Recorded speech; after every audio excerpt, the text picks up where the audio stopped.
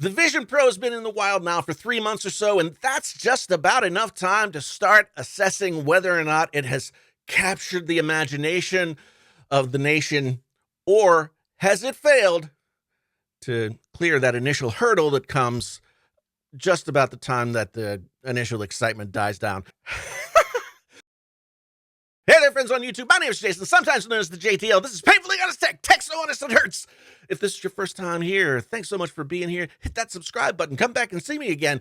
If you've been here before, thanks so much for coming back and being with me again.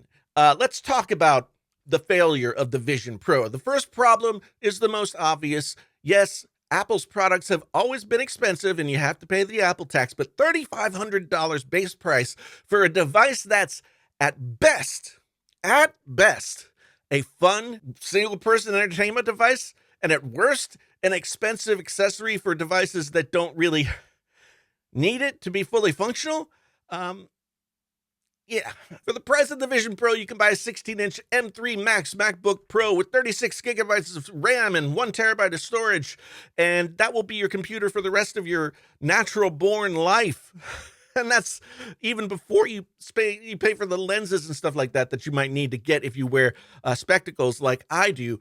My Vision Pro cost me just a little bit over $4,000, all said and done. No matter how cool it was, there was no arguing that dollar for dollar, I was not getting as much value out of that $4,000 as I could if I bought a bag full of other Apple products. In fact, I returned my Vision Pro and got a 14-inch M3 Max MacBook Pro that has 36 gigabytes of storage and a 1 terabyte SSD.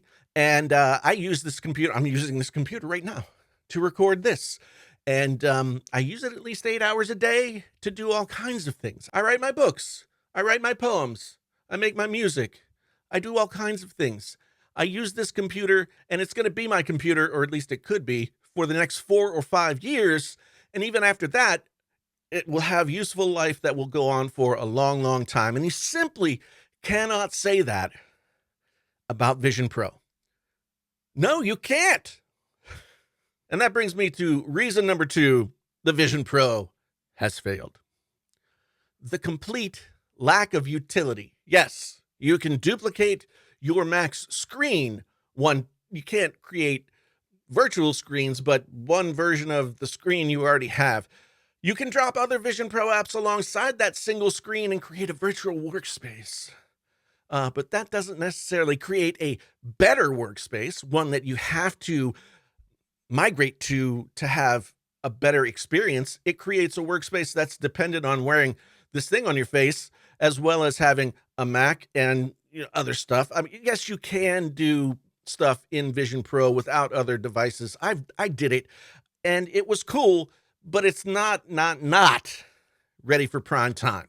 Okay, it's just right now Apple has sold us a $3,500 beta product, a proof of concept, and then they sprinkle their Apple fairy dust on it and say magic, and everybody buys it. Utility is a really important thing when it comes to new devices, new categories of devices. I mean, first we had stone tablets.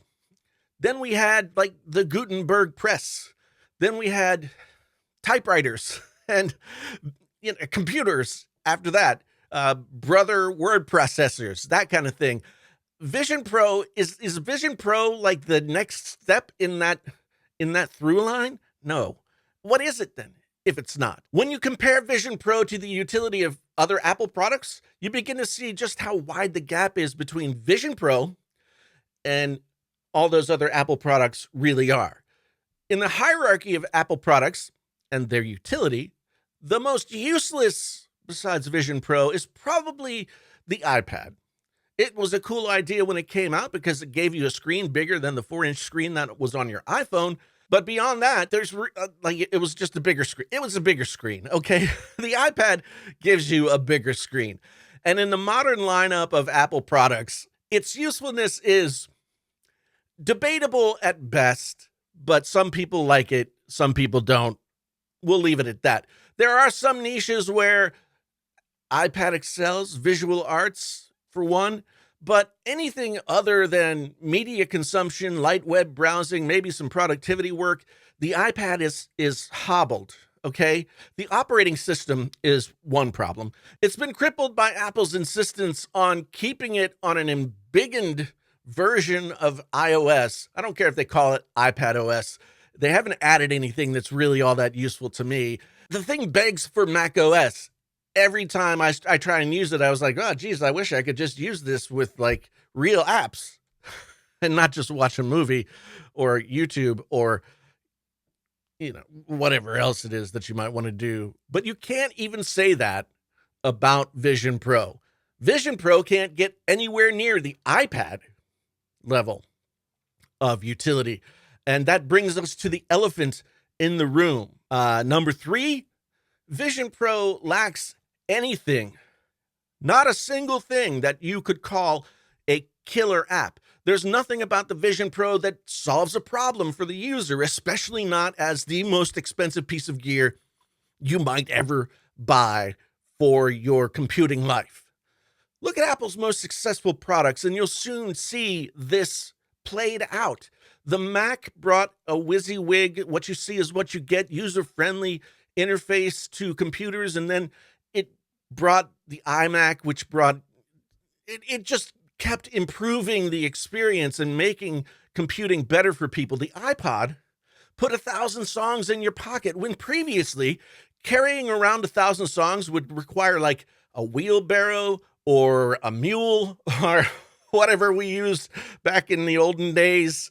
The iPhone took the phone from dumb to smart.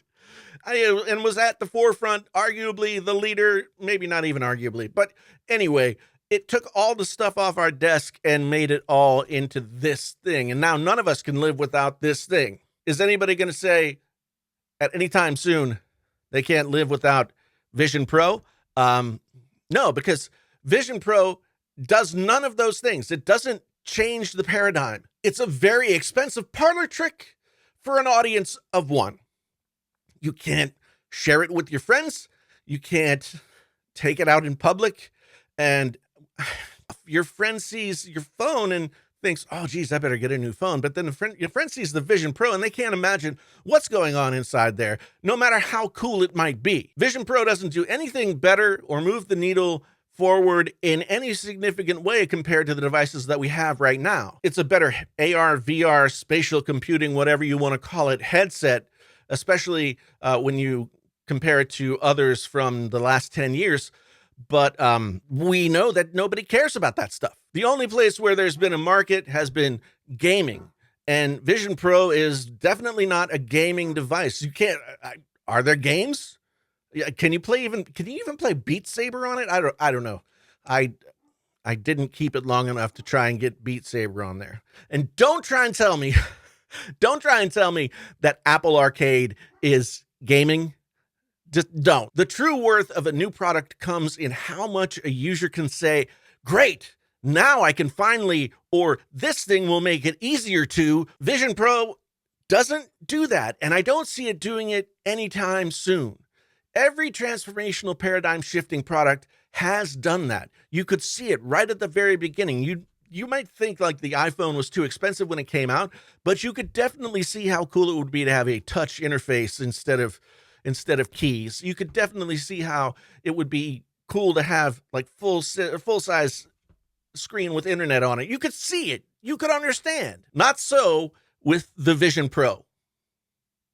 Didn't mean to rhyme. And yes, the technology is super cool, much better than any other headset I've ever used. And I've used a lot of them. I've used a lot of them. Okay. There is potential in Vision Pro to be a paradigm shifting device. I could see that future when Apple announced it. I could see that future when I first put it on my head.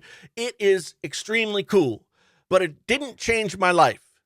And for $3,500, it better change my life or make me breakfast or something like that. The more I used it, the more I realized we're nowhere close to the future that Vision Pro would be useful in. And therefore, it's just flopped. It's fallen on its face. I came into 2024 thinking Vision Pro is going to be like the big tech of the year. And I don't think anybody's going to disagree with me when I say that after the first few days of Vision Pro excitement, nobody cares. I know it from views on my videos. Why am I making this video? Nobody's going to watch it because no one cares about the Vision Pro. There's nothing driving people to buy a Vision Pro. There's nothing that says, man, I really got to have that, except for the cultish distortion of reality that Apple always has with its magical fairy dust that it sprinkles on everything. We've been trained to expect that if Apple made something, then it must be revolutionary. But in our heart of hearts, we know that it's just not true, and that Vision Pro has failed. And if you don't think that Vision Pro has been mostly a disappointment in the first 3 months of its life, then I have an old Newton from Apple in the closet I'd like to sell you. And I also have a trash can Mac Pro I have on a shelf that I haven't been able to get rid of either. Let me know down in the comments if you're interested. Thank you so much for watching. I look forward to all of your calm, measured, and respectful comments down below. Don't hesitate to leave them. Don't hesitate. I look forward to a boisterous discussion. If you want more PHT, Painfully Honest Tech, then hit the subscribe button.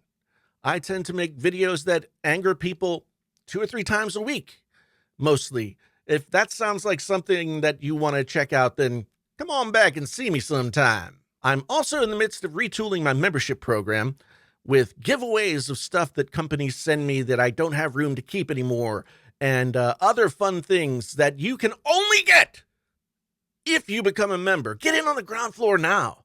Hit that membership button and become a member. I've also got some merchandise down there, t-shirts, coffee cups, phone cases, iPhone cases. If you want to see other stuff that I've done, music, writing, etc., JasonTLewis.com, where you can also join the Jason T. Lewis Painfully Honest Tech, what is it? Email list. Yeah, that's what it is. Sign up for that and you'll get something exciting in your mailbox every week or so. Thanks so much for being here. Once again, my name is Jason, sometimes known as the Big Nasty.